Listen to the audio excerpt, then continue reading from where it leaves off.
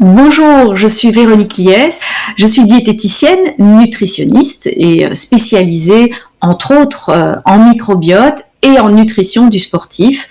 J'ai la chance d'avoir suivi 3 diplômes universitaires en sport, un à Bruxelles, un à Paris et un à Poitiers.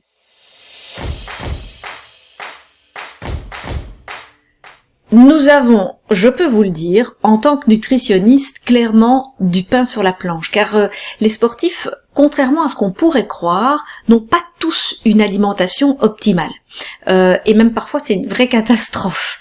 Donc surtout quand les sportifs jouent en équipe et même parfois à très haut niveau, c'est un petit peu moins le cas pour les sportifs individuels parce que fatalement ils ont plus la pression de la performance qui repose uniquement sur eux.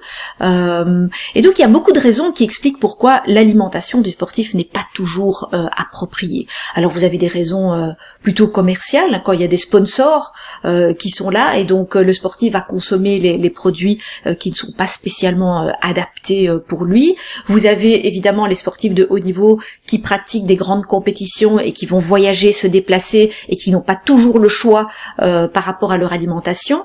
Vous avez aussi beaucoup de sportifs qui s'influencent les uns les autres. Tiens, moi je prends ça, essaye ça, et donc c'est pas toujours évident. Vous avez les croyances sur les protéines par exemple par rapport à la masse musculaire. C'est pas évidemment totalement faux, mais parfois c'est exagéré. Ou les glucides. On a des mythes, on a des sportifs qui sont toujours en recherche de la solution miracle. Il y a Internet, les réseaux sociaux, des coachs, il faut bien le dire, qui sont pas toujours formés suffisamment que pour donner des conseils judicieux. Beaucoup de sportifs ont une telle obsession sur leur poids que parfois ça leur fait faire un petit peu n'importe quoi. Pas oublier qu'il y a pas mal d'intolérances et d'allergies qui sont parfois pas fondées et qui sont des croyances chez le sportif parce qu'il a des troubles digestifs.